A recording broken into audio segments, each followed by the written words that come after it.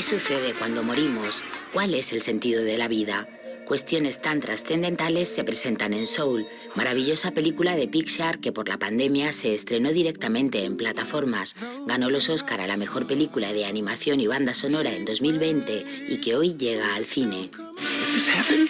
No, it's the great before. This is where new souls get their personalities, quirks, and interests before they go to Earth. Soul se desarrolla entre las calles de Nueva York y un lugar impreciso donde navegan las almas, algunas perdidas que buscan su lugar. What's your name, honey? I'm Joe. I teach middle school band. Got it, go for it! El protagonista es Joe Gardner, un profesor de música que soñaba con ser pianista de jazz. Por fin un buen día le llega la oportunidad de tocar en un club junto a una saxofonista a la que admira. Back here tonight, first show's at 7. Y justo unas horas antes sufre un accidente. En Soul se habla de las ilusiones, de los propósitos, de aprovechar el presente, de contagiar la pasión y el amor por la música y sobre todo de apreciar las pequeñas cosas de la vida. You're still alive? Can you help me get back? No, wait! There I am.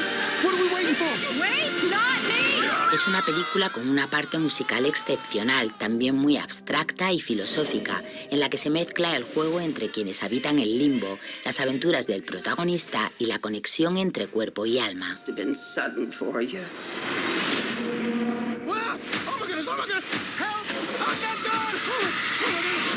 Como en otras estupendas obras de Pixar, Coco, Up o Del Revés, se habla de emociones profundas. Los sentimientos son personajes con una tarea harto difícil, materializarse en animación para llegar a niños y sobre todo a adultos. I can't smell. We can't taste either? All that stuff is in your body. No smell, no taste. Or touch. See? Igual que Soul, en breve aterrizarán en salas Luca y Red, que también se estrenaron en plataformas.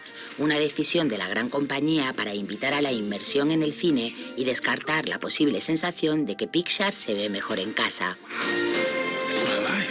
Soul, una oda estoica a la vida, a disfrutar del presente sin obsesión, a enfocarse en los detalles, recrea de manera compleja y hermosa un mundo místico e indeterminado y también la ciudad de Nueva York y su música. All this living really worth dying for?